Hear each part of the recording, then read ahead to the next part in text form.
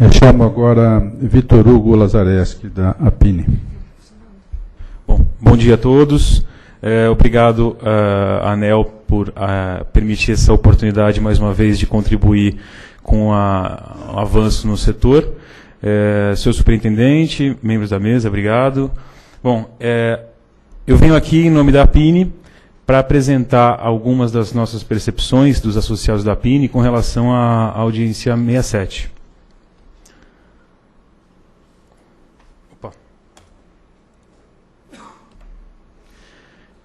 Bom, desde 2011, a APINE contribuiu para o aprimoramento da regulamentação com relação ao aporte de garantias financeiras e tem dado resultado. O gráfico que a gente apresenta aqui apresenta algumas resoluções que foram adotadas pela ANEEL e que, de fato, apresentaram uma redução nos níveis de inadimplência exibidos pela CCE. E isso é importante que seja reconhecido e parabenizar tanto a CCE quanto a ANEEL pelos resultados que têm sido obtidos. Com relação a essa segunda fase, é importante que se diga que a APINE ela apoia fundamentalmente essa implementação, desde o início, desde a concepção dessa reformulação das garantias financeiras. Essa segunda fase era vista como importante, nós apoiamos essa segunda fase. Portanto, contudo, ainda persistem algumas incertezas que nós entendemos que têm que ser esclarecidas. Foram realizadas várias reuniões dos associados, inclusive com a presença de alguns dos bancos que estão credenciados pela CCE para prestar esse serviço, e as incertezas que foram levantadas foram as seguintes. O elevado número de agentes da CCE dificulta a análise de crédito pelos bancos. Isso é uma preocupação dos associados, e foi levantada por diversos associados da APINE. O custo da fiança bancária, como a própria Fabiola colocou na apresentação dela da Tractebel, também é um componente importante de preocupação, porque nenhum dos bancos apresentou de forma concreta e efetiva quanto custaria para as empresas compor esses produtos, esses limites operacionais mínimos. Além disso, essa questão dos 2.600 agentes que têm que ser contactados e têm que fazer contratos até o final até julho de 2014, também é uma preocupação com relação à operacionalização disso. Entrando mais nas contribuições, eu vou listar aqui alguns itens que foram discutidos e que devem constar da contribuição formal da APINE no prazo, do dia 21. Primeiro, com relação ao PLD de referência. A minuta proposta pela ANEEL estabelece que o PLD de referência que é utilizado para fazer o cálculo do limite operacional tem que ser o maior valor de PLD para os 3 meses subsequentes.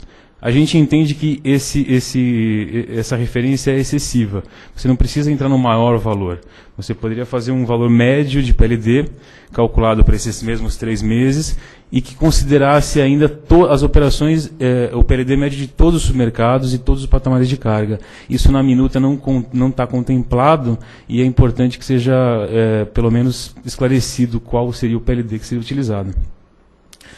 A questão do período de transição, em função das preocupações que foram apontadas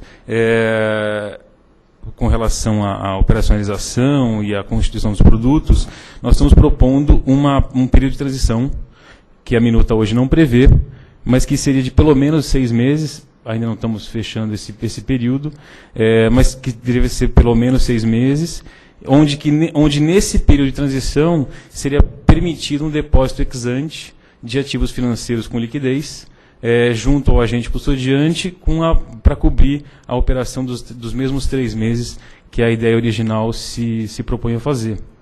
Importante frisar no último item é que esse período de transição não se aplicaria para novas adesões, ela seria só para os agentes que são ativos hoje, ativos em julho de 2014.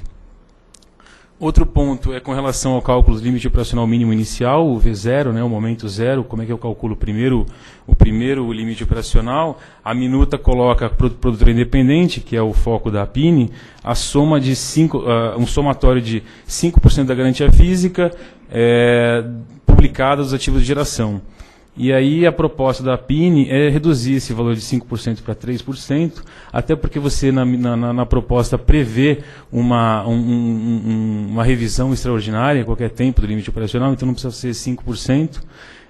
Existe um tratamento também para ser colocado em relação aos agentes que estão em fase de motorização, que coloca lá a previsão do cronograma constante do ato de outorga. E para fazer uma uniformização do cálculo de limite operacional, a gente também coloca os 75% do maior montante de exposição de mercado nos últimos 6 meses precedentes ao que está sendo realizado no cálculo. Isso também simplifica a questão da revisão do limite operacional extraordinário. Recálculo, né, do limite operacional mínimo. A minuta, então, prevê que a qualquer tempo ou a cada 3 meses haveria a revisão desse limite operacional.